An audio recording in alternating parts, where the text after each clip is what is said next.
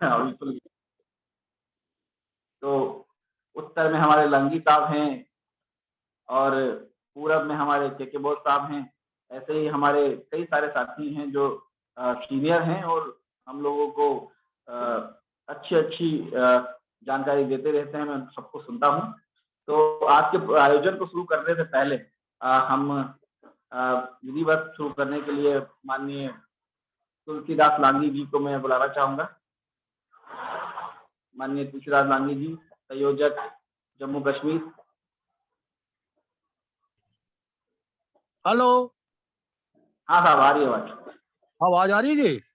हाँ, आ रही है साहब। संचालक जी, अनुमति है आगे की कार्रवाई शुरू करें? जी जी, आप ठीक। माननीय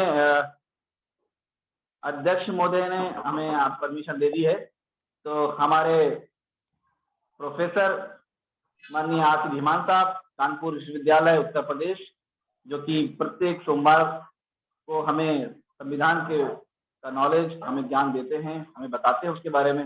मैं उनसे निवेदन करता हूँ कि आज भी वह संचालक जी अभी जुड़ रहे हैं साहब कुछ समय में, जब तक एक दो साथियों के स्टेटमेंट ले लीजिए अपने संविधान पर।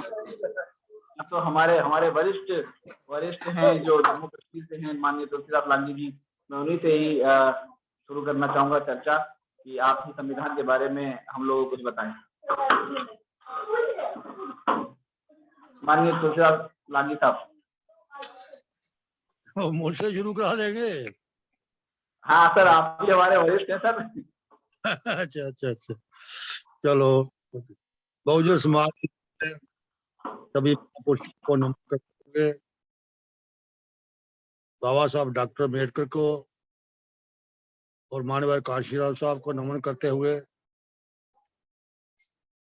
और संस्थापक अध्यक्ष आरबीएम धर्म प्रकाश भारतीय जी,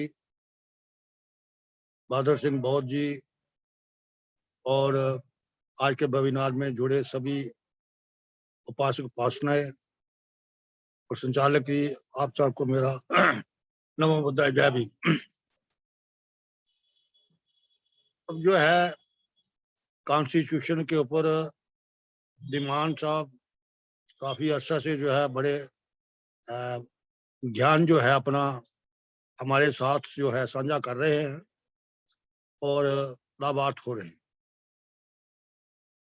आज जो देश की स्थिति है, संविधान के ऊपर कई अटैक हो चुके हैं। 1985 की जो एंटी जबरदस्त मूवमेंट चली थी, जिस पर माननीय काशीराम साहब ने पूरे देश में सिंपोजियम किए, सेमिनार किए और दिल्ली के बोट क्लब पर 10 लाख लोगों की रैली करके उसका खत्म किया, नल एंड वाइड हुआ। वो एजिटेशन खत्म हुई। अटल बिहारी वाजपेयी के वक्त जब भी कॉन्स्टिट्यूशन रिव्यू कमेटी एक बनाई गई थी, उसकी मंशा थी कि इस कॉन्स्टिट्यूशन को बदलने की। तो मैं थोड़ा हट के थोड़ी सी बात कर रहा हूँ, कॉन्स्टिट्यूशन पर ज्ञान तो धीमान साहब भी देंगे। तो उस वक्त भी माननीय कांशीराम साहब ने पूरे देश में 500 सिंपोजियम के सेमिनार करके कॉन्स्टिट्यूशन रिव्यू कमेटी खत्म करो, कॉन्स्टिट्यूशन रिव्यू कमेटी को खत्म करो, देश में एक अवेयरनेस बहुजन समाज में पैदा करके दिल्ली के बोर्ड क्लब के ऊपर बहुत बड़ी रैली 10-15 लाख की हुई जब, तो वो review committee null and void हुई। लेकिन आज जो है फिर कोशिश चल रही है।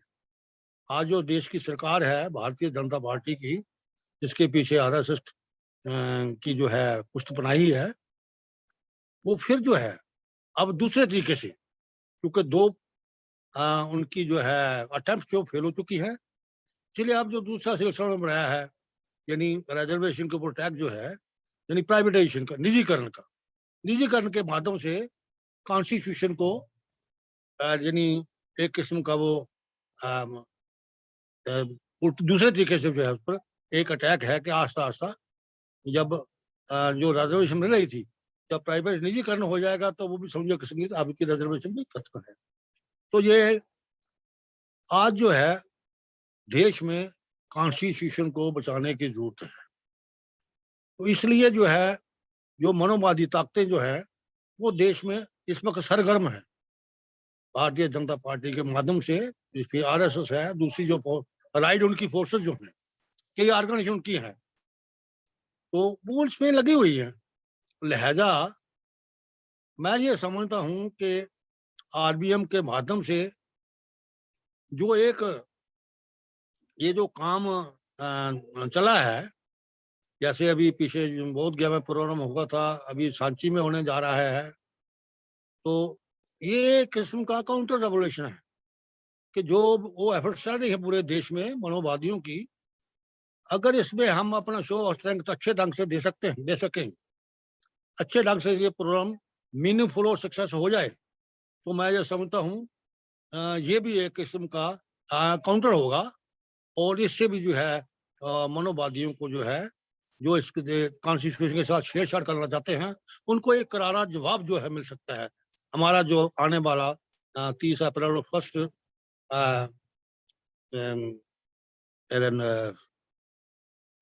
अप्रैल मई का जो प्रोग्राम 2 दिन का है, इसमें अगर हम कामयाब हो जाते हैं, एक अच्छा शो ऑफ स्ट्रेंथ हम दे सकते हैं, तो उसमें जो है करारा जवाब जो मिल सकता है कि पिछले पैटर्न के 1985 और वाजपेयी के समय जो हुए थे प्रोग्राम, उनके उस पैटर्न के ऊपर। तो कॉन्स्टिट्यूशन जो है ये हमारा जो है एक राष्ट्रीय ग्रंथ है, और बुद्धा एंड धम्मा जिसका ये वाचन हो रहा है हर वेडनेसडे को, ये हमारा एक इनका अंतरराष्ट्रीय ग्रंथ है। तो ये हमारा समझता हूँ कि ये ग्रंथ दोनों हमारे घर में होने जरूरी है।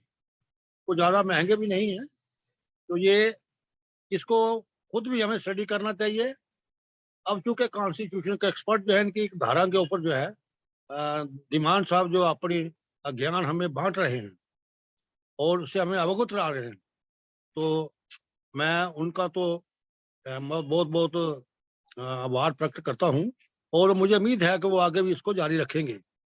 तो इस तरह से जो हमें कॉन्स्टिट्यूशन की जो है इसको बचाने के लिए, मैं ये समझता हूँ आज कोई ऐसी संगठन नहीं है जो इसको जो है कॉन्स्टिट्यूशन के पक्ष में यानी काम ओपनली जो कर रहा है। तो यह आज जो मैं ये समझता हूँ आरबीआई के माध्यम से जो हमारी एक एफर्ट चल रही है, जिसमें भारती साहब ने बड़े प्लान से, जैसे मानवर कांशीराम साहब ने बड़े साइंटिफिक तरीके से जो है फार्म सब कड़ी की थी, फिर डीएसओ की, बहुजन समाज पार्टी, तो एक साइंटिफिक ढंग से जो है ये आरबीआई का काम जो चला रहे हैं। तो इसके लिए मैं समझता हूँ कि भारतीय साहब, बादल सिंह बहुत साहब, दूसरी जो हमारे साथी जो है इसमें जुटे हुए हैं, वो बधाई के पात्र हैं। तो इसमें हम सबको मिलके इसमें अपना योगदान देना है तन मन और धन से। और वो जो एक फार्मूला जो है बाबा साहब डॉक्टर अम्बेडकर का और मान्यवर कांशीराम साहब का, कि हमें अपने दिमाग का 5%, अपने टाइम का 5% और अपने जो साधन जो है कमाई का 5%, ये हमें कंट्रीब्यूट करना चाहिए। जिस दिन ये हम सब में जो भावना पैदा हो जाएगी, हम ये कंट्री 5% देनी, और उस दिन जो है मैं ये समझता हूँ वो हम अपने महापुरुषों का सपना जो है मान्यवर कांशीराम साहब का, बाबा साहब डॉक्टर अम्बेडकर का, वो पूरा करने में ज्यादा देर नहीं लगेगी। वो हम उसको जो है संविधान भी हम बचा सकते हैं, और इस देश में जो है आपको जो मास्टर की जो है वो भी अपने आपके हाथ में आ सकती है। तो मैं चूंकि संविधान पर उनकी चर्चा है धीमान साहब की, उम्मीद है कि वो शायद जुड़ गए होंगे, तो आगे की जो है जो चर्चा हम पर आज अनुच्छेद 81 और 82 के ऊपर उनकी चर्चा है, तो उनको ध्यान से जो है वो हमारे साथ ज्ञान साझा करते हैं, हम उसको ध्यान से सुनेंगे और अपने ज्ञान में बढ़ोतरी करेंगे। इन्हीं शब्दों के साथ मैं हूँ। धन्यवाद। नमो बुद्धाय, जय भीम। बहुत बहुत आभार सर आपका। आप हमेशा हम लोगों का मार्गदर्शन करते रहते हैं, और हमारे माननीय संस्थापक धर्म प्रकाश भारती साहब ने पूरे देश में कोने कोने से अच्छे अच्छे जानकार जागरूक लोगों को जोड़ा है, जिसमें आप भी है, और हमारे उत्तर में पूरब में क्योंकि बोस साहब हैं। मैं उनको बुलाने से पहले एक बात कहना चाहता हूँ कि हमारा सोमवार के दिन बाबा साहब के बनाया कानून जो पूरे देश पे लागू है, हम सब पे लागू है, हम लोग उसका वाचन करते हैं। और बुधवार को हम बाबा साहब के द्वारा लिखा हुआ बुद्ध और उनका धर्म मानता, उस दोनों का वाचन, दोनों की जानकारी भारत को, लोगों को हमारे संस्थापक महोदय के प्रयास से दी जा रही है। और आगे के लिए मैं बताना चाहता हूँ माननीय के बोस साहब बिहार से, कृपया आप भी आए और आप भी अपनी बात रखिए। माननीय के बोस साहब।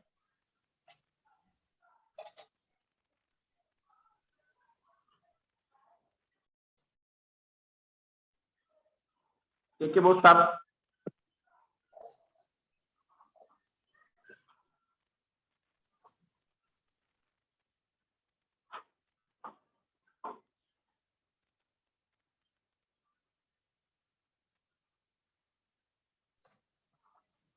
मेरी आवाज आ रही है मुकेश जी? जी जी, आपकी आवाज आ रही है। मोबाइल उनका माइक अनम्यूट कर लीजिए।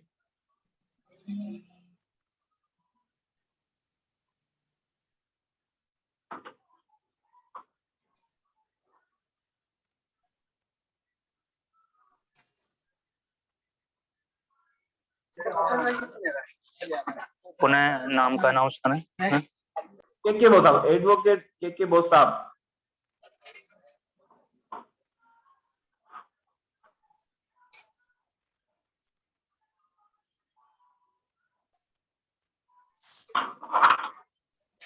हेलो, आवाज आ रही है? जी जी सर, आ रही है सर।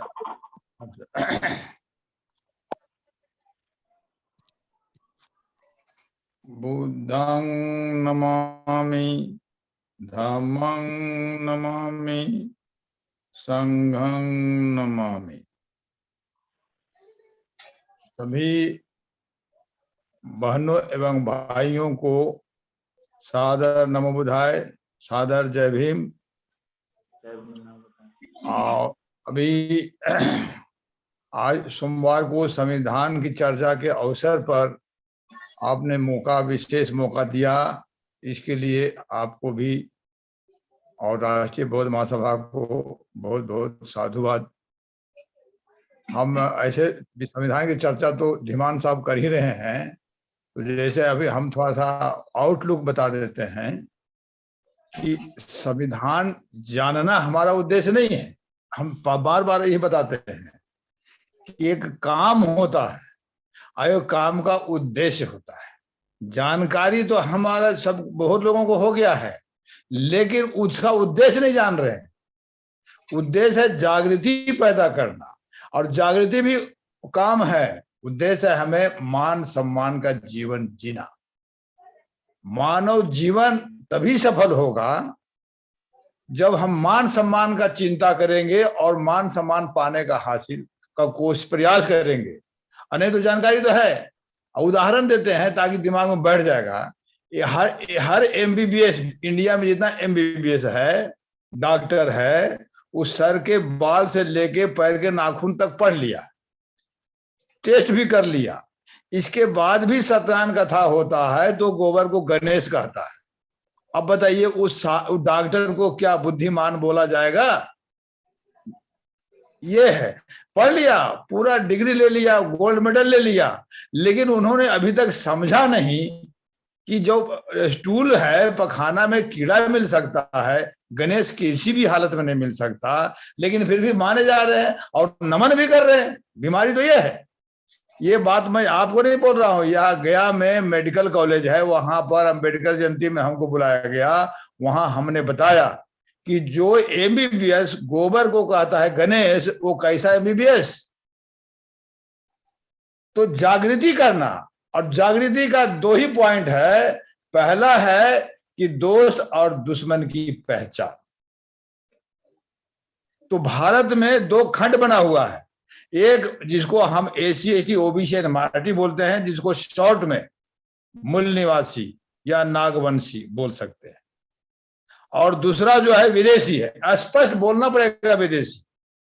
अगर हम विदेशी नहीं बोलेंगे, जैसे हम बोलते हैं ब्राह्मण, इसका मतलब हम मान लेते हैं कि ब्राह्मण का एग्जिस्टेंस है एज ए ब्राह्मण। नहीं, उसको विदेशी बोलना चाहिए, और अगर बोलना है तो रिफ्यूजी बोलना चाहिए, क्योंकि वो दूसरे देश से आया हुआ है। अगर हमारे घर पर कोई आके कब्जा कर लेगा तो वो आक्रमणकारी कहलाएगा कि मालिक कहलाएगा। उसी तरह से हमें उसको एक शब्द पर हम लोग ध्यान देना पड़ेगा, और नहीं तो खाली जानकारी हासिल कर लेंगे और रिजल्ट 0 का 0 हो जाएगा। इसलिए हमें, इसलिए हम बताते हैं, और ये काम संभव है, कोई बहुत कठिन नहीं है। लेकिन इसके लिए बार बार मैं बता रहा हूं कि अगर सप्ताह में एक शाम लेह लद्दाख से कन्याकुमारी तक हर गांव में बैठने का अभ्यास होना चाहिए। बिना मीटिंग नहीं, मीटिंग मतलब होता है मीटिंग ऑफ माइंड। अभी हम लोग तो धन्यवाद देना चाहिए, हम लोगों को साधुवाद देना चाहिए ये सिस्टम को कि इलेक्ट्रॉनिक मीडिया हो गया है। राष्ट्रीय बहुत महासभा खास करके हम लोगों ने जूम का व्यवस्था कर दिया है, तब तो एक दूसरे को हम जान भी रहे हैं, विचारों का आदान प्रदान कर रहे हैं। लेकिन विचार थ्योरेटिकल होता है, ये भी बहुत जरूरी है, लेकिन थ्योरेटिकल के बाद प्रैक्टिकल करना पड़ता है। जैसे मेडिकल कॉलेज एंड हॉस्पिटल लिखा जाता है और रहता भी है। क्यों मेडिकल कॉलेज एंड हॉस्पिटल क्यों बनाया? कि मेडिकल कॉलेज में थ्योरी पढ़िए और हॉस्पिटल में प्रैक्टिकल करिए, तब सफल डॉक्टर होंगे। तो हम लोग थ्योरी करते रहेंगे, डेली करते रहेंगे जी, और प्रैक्टिकल में हम पर्याप्त अभ्यास नहीं करेंगे, मोहल्ले में नहीं मिलेंगे। जूम पर हम पूरे इंडिया से मिल लेते हैं, लेकिन मोहल्ले में हम जो एडजस्टेड हम घर है उनसे हम बात नहीं करते हैं, तो फिर रिजल्ट तो 0 हो गया। इसका भी तरीका है, इसलिए हमने बनाया कि ना हमारी मर्जी होगी ना सामने वाले की मर्जी होगी। बुद्ध के नाम बुधवार के शाम को बैठक करे। जूम पर लिमिटेड लोग बोलते हैं, लिमिटेड टाइम भी होता है, लेकिन अगर मोहल्ले में मिलेंगे तो दिन भर हमारा टाइम है। और इसलिए कर मतलब जो घंटा 2 घंटा जो भी बैठे हैं, और हर व्यक्ति को बोलने का होना चाहिए। इसलिए कि व्यक्ति वही है जिसे विचार व्यक्त करने का शक्ति है, अन्यथा बैल है। बैल को बहुत अच्छा भोजन मतलब 2 चारा दो, वो धन्यवाद बोलने वाला नहीं है। 2 4 डंडा मारो, वो भी शिकायत करने वाला नहीं है। वैसे हमारे लोग हैं कि उनको दुख हो रहा है लेकिन व्यक्त नहीं करते कि हमें दुख हो रहा है, सुख हो रहा है वो भी व्यक्त नहीं करते कि हमको सुख हो रहा है। तो फिर उसका लेवल किसी के बराबर हो जाता है? ये बना हुआ नहीं है बैल, बनाया गया है, सिस्टम से बनाया गया, और हमें सिस्टम से बुद्धिमान बनाना पड़ेगा। व्यक्ति फिर भी हम बता देते हैं, व्यक्ति का मतलब हुआ व्यक्ति वही है जिसे विचार व्यक्त करने का शक्ति है। अब शक्ति कब होगा? जब हम बोलना सीखेंगे। जैसे हमने ABCD का लिखना सीखा, अब हम आंख बंद कर भी लिख सकते हैं। उसी तरह से बोलने का भी अभ्यास सीखना पड़ेगा। डायरेक्ट कोई स्पीच नहीं दे सकता। पहली बार बोले, अब मोहल्ले में है, सब जान पहचान का है, वहीं पर बोलना शुरू करें। तो इस तरह से ये अभ्यास बहुत जरूरी है। आज दुनिया में 2 समाज लागू किए हुए हैं। मुस्लिम भाई हैं, वो बहाना है, नमाज बहाना है, मिलना जुलना निशाना है, ताकि गरीब अमीर, गोरा काला, बच्चा बूढ़ा, पढ़ा लिखा अनपढ़ एक साथ बैठ जाता है। हम लोग तो बैठते ही नहीं। अगर भतीजा थोड़ा बढ़िया पोस्ट पर चला गया, अब चाचा गरीब है तो भतीजा भी चाचा के साथ नहीं बैठ रहा है। इसके लिए कौन दोषी है? न भतीजा दोषी है न चाचा दोषी है, सिस्टम ही नहीं है, कैसे बैठेगा? मिलने का सिस्टम होना चाहिए। और अभी मिलना भी 2 तरह होता है। एक अक्षर का मैं फर्क बता रहा हूं। मिलना का 2 तरह होता है, एक से मिलना और एक में मिलना। से मिलना मतलब काम से मिलना। मरीज डॉक्टर से मिलने गया इलाज के लिए, उससे मिलना होगा। लेकिन बुधवार का जो बैठक होगी उससे मिलना नहीं होगा, कोई काम से नहीं मिलना होगा, मिलने के लिए मिलना होगा। जब मिलने के लिए मिलेंगे तब प्रेम पैदा होगा। ये सब बहुत छोटे छोटे चीज हैं जो हम लोग नहीं ध्यान दे रहे हैं, इसलिए जहां है वहीं रह जा रहे हैं।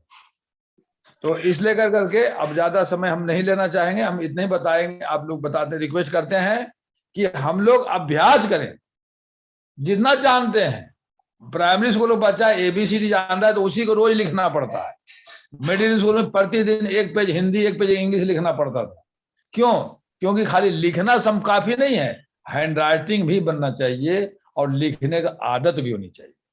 इसी तरह मिलने की आदत लगाने, हम लोग तो जूम पर मिलने की आदत हो रही है लेकिन मोहल्ले में मिलने का आदत नहीं। और जो लोग मिलते हैं वो अपना फोटो शेयर करें, एक चैनल बना लें अपना, एक ग्रुप बना लें अपना व्हाट्सएप का, RBM कल्चर, और उसमें दे लोग कि भाई देखो हम लोग बैठक किए, 5 आदमी किया, 2 आदमी किया, 10 आदमी किया, जितना भी आदमी करे।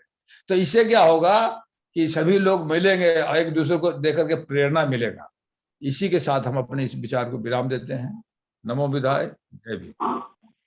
बहुत बहुत आभार आपका। आप हमेशा जब भी आते हैं तो अच्छी बातें बताते हैं। हम लोगों ने यहाँ पर राजगढ़ में इसे शुरू किया, मध्य प्रदेश के राजगढ़ जिले में शुरू किया है। 3 बुधवार हम लोगों ने यहाँ पर कर लिए हैं। कुछ कुछ साथी हमारे जुड़ रहे हैं लगातार, क्योंकि सरकार से जुड़ने के लिए कि हम किसी बहाने से जुड़े, जैसे कि बाबा साहब की जयंती 14 अप्रैल को आती है, लोग ऑटोमेटिक जुड़ जाते हैं, किसी को याद कराने की जरूरत नहीं पड़ती।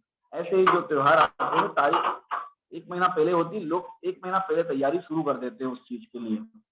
उसी प्रकार अगर हम बुधवार को बुद्ध की संस्कृति को हम बिल्कुल मानने लग जाए तो लोग बुधवार को यार तैयार रहेंगे बिल्कुल।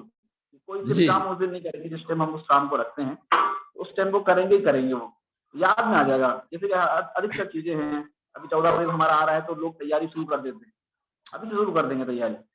वो सालाना नहीं, हाँ, ता से 1 मिनट बता देते हैं। ता से होता है तैयारी और ता से होता है तरक्की। जिस चीज में जितनी तैयारी होगी उतनी ही तरक्की करेगी। तो हम महोत्सव के लिए साल में एक बार तैयारी करते हैं तो साल भर में हो तरक्की होगा। हमें नियमता, जैसे दुनिया में मुसलमान भाई है शुक्रवार को ही मिलते हैं, कोई DM PM CM नहीं बदल सकता। दुनिया में ईसाई भाई हैं रविवार को मिलते हैं, दुनिया का कोई ताकत उसको नहीं बदल सकता। उसी तरह से दुनिया में बुद्ध को मानने वाले हैं, ये बुधवार भी कोई बदल नहीं सकता। जिसको मौका आए ना मौका ना आए चलेगा, ये अगले बुधवार आएगा। ये एक डिसिप्लिन, ये मैं बता रहा हूँ, इंटरनेशनल डिसिप्लिन है ये धर्म नहीं है। मुसलमान का धर्म नहीं है, डिसिप्लिन है, नैतिकता है। क्रिश्चियन का धर्म नहीं है, वो नैतिकता है, वो डिसिप्लिन है। और हम लोग डी से डिसिप्लिन होता है और डी से डेवलपमेंट होता है। No discipline no development. अभी बेटा भी बाप से तभी बात करता है जब उसको मोटरसाइकिल चाहिए। देखिए बहुत हम प्रैक्टिकल बात बताते हैं, अब जब मोबाइल देते हुए बात नहीं तो बातें नहीं कर रहे, कैसे प्रेम होगा भाई। इसीलिए परिवार में एक टाइम कम से कम रात का भोजन एक साथ है, ताकि परिवार में सामंजस्य हो। खाने के पहले गपशप कर लेगा 5 मिनट, उसमें जो आनंद आएगा वो खाली काम बेटा तभी बात करेगा जो उसको मोबाइल चाहिए, तो फिर क्या आनंद आएगा बाप को। इसलिए करके छोटा छोटा चीज है ना। तो ठीक है, नमो बुद्धाय। नहीं, आपकी सारी बातों पे हम पूरे सभी लोग उस पे ध्यान देते हैं और उस पे काम करते हैं, कोशिश करते हैं। बहुत बहुत आभार आपका। हमारे साथ हमेशा जुड़ने वाले हैं ग्वालियर से संतोष राजौरिया जी। मुकेश जी, संतोष राजौरिया जी हैं, कार्यकारिणी सदस्य हैं ग्वालियर से। आप उनका माइक अनम्यूट कर दीजिए। संतोष राजौरिया, बौद्ध संतोष राजौरिया जी।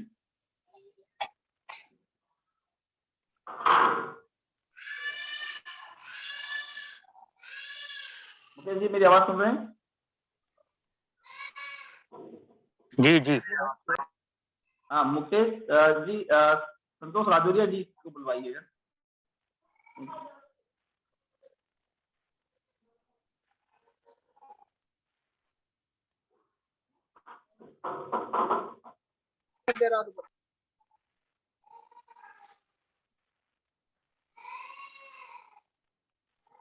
कार्यकारिणी सदस्य हैं, ग्वालियर से हैं, हमेशा मीटिंग में जुड़ते हैं। माननीय संतोष राजौरिया जी, ग्वालियर मध्य प्रदेश। अपना माइक अनम्यूट कर सकते हैं माननीय राजौरिया साहब।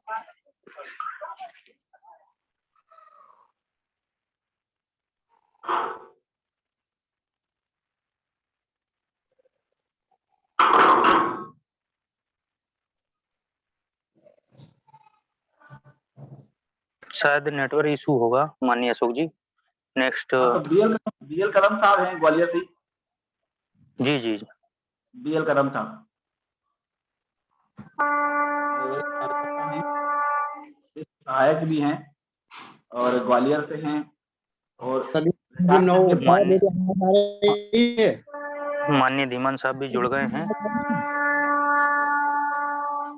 अशोक जी, मेरी आवाज आ रही है आपको? हाँ सर, आ रही है, आ रही है। सभी संतों माननीय आरसी धीमान साहब भी जुड़ गए हैं। और आरबीएम के संस्थापक माननीय धर्मप्रकाश भारती साहब, कार्यवाहक अध्यक्ष माननीय बादल सिंह बौद्ध जी, आदरणीय किशोर बौद्ध जी, और प्रदेश संयोजक माननीय कमलेश बौद्ध जी, एवं आज के संविधान वाचन में जुड़े हुए समस्त महानुभावों को मेरा जय भीम नमो बुद्धाय।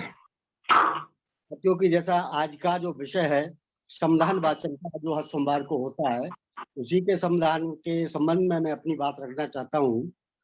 तो मैं शुरू से ही बात रखना चाहता हूँ कि ऐसे क्या कारण थे, ऐसे वे कौन से कारण थे। इसलिए जो है सरदार पटेल ने कहा था कि डॉक्टर अंबेडकर के लिए संविधान सभा में आने के लिए दरवाजे खिड़कियां ही नहीं, रोशनदान भी बंद कर दिए हैं। देखते हैं कि बाबा साहब कैसे संविधान सभा में पहुंचते हैं। तो साथियों, जब 1946 में जब संविधान सभा के चुनाव हुए तो उस समय बाबा साहब को चुनाव लड़ना था।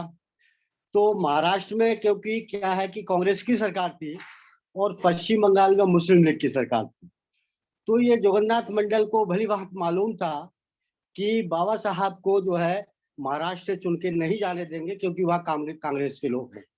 इसलिए उन्होंने पश्चिम बंगाल में जयसमरे खुलना से जो है बाबा साहब को बुलाया और वहां से जो है सभी लोगों को उन्होंने, क्योंकि वह मुस्लिम की लीग की सरकार थी, कांग्रेस वहां कुछ कर नहीं सकती थी, इसलिए वहां से जो है चुनाव बाबा साहब लड़े।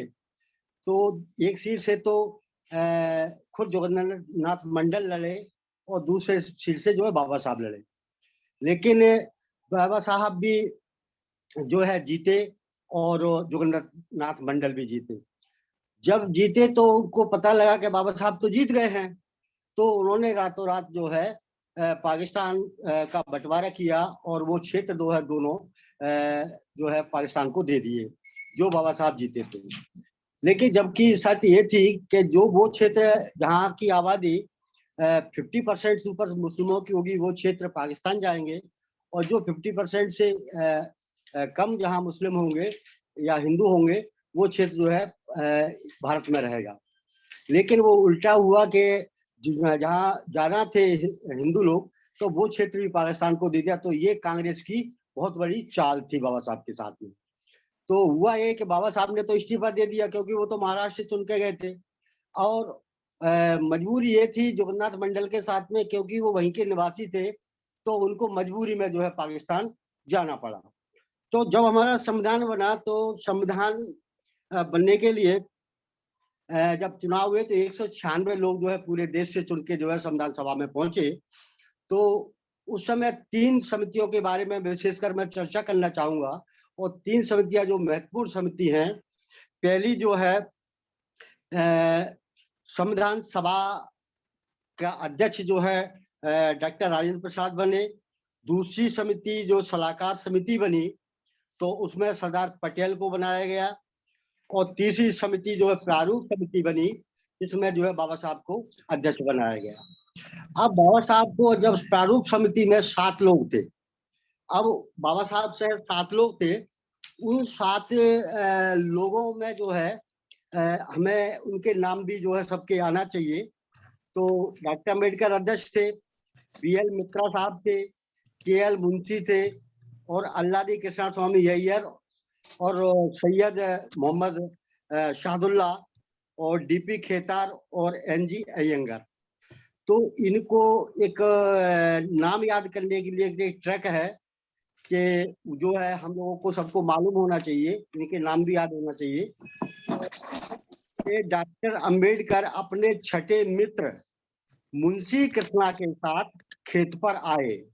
तो एक ऐसी ट्रिक है कि जिसे हम 6 लोगों के नाम जो है याद कर सकते हैं। क्या है वो कि डॉक्टर अंबेडकर अपने छठे मित्र मुंशी कृष्णा के साथ खेत पर आए। तो मित्र मतलब BL मित्रा, मुंशी KL मुंशी, कृष्णा स्वामी अल्लादी कृष्णा स्वामी अय्यर, और सात का मतलब है सैयद सादुल्ला, मोहम्मद सादुल्ला, और खेत पर आए मतलब खेतान, और आए मतलब अयंगर। तो इस प्रकार से जो है 6 लोग और थे बाबा साहब के साथ। अब इन सब चीजों को जो है जब संविधान का जब निर्माण हुआ तो संविधान में जो है 22 भाग, 12 अनुसूचियां और 395 अनुच्छेद जो है लिखे गए। तो ऐसा बताते हैं कि कोई कहता है कि वो तो साहब BN राव ने लिखा, वो लोग कहते हैं कि BN राव ने, जबकि वो सनद अधिकारी था, उसको जवाब दिया गया था BN राव को कि वो जो है सभी देशों के संविधानों को इकट्ठा करेगा और लाके जो है बाबा साहब को देंगे। तो उसमें जो है ये बात थी। तो अब बाबा साहब के साथ प्रॉब्लम ये थी कि ये जितने भी लोग थे, तो ऐसा खुद संविधान में लिखा हुआ है, और 5 नवंबर 1948 को खुद TT कृष्णाचारी ने ये बात सदन में कहा था, संविधान सदन में कहा था कि संविधान बनाने का पूरा श्रेय जो है बाबा साहब के ऊपर जाता है, क्योंकि उसमें से एक आदमी ने इस्तीफा दे दिया था, और एक आदमी जो है मृत्यु हो गई थी, एक जो है अमेरिका में था, और एक जो है राज्य के कार्यों में लगा हुआ था, और 2 सदस्य जो है दिल्ली से दूर रहते थे। तो संविधान का जितना भी पूरा भार था वो अकेले डॉक्टर साहब के ऊपर आ गया। हालांकि उस समय उनका स्वास्थ्य भी खराब था, लेकिन फिर भी वो दिन रात मेहनत करके उन्होंने संविधान का निर्माण किया। तो साथियों, ये बात मैंने अपनी रखी है। और इसके बाद में जो संविधान का जो प्रियम्बल लिखा गया, जिसमें कि माननीय BL करम साहब, जी धीमान साहब जुड़ गए हैं हमारे बीच में। बहुत अच्छी बात है। बहुत बहुत साधुवाद। मैं अपना वक्तव्य यही समाप्त करता हूँ। सभी को जय भीम। बहुत बहुत आभार आपका। जी। बहुत बहुत आभार। जय भीम। माननीय RC धीमान साहब, आप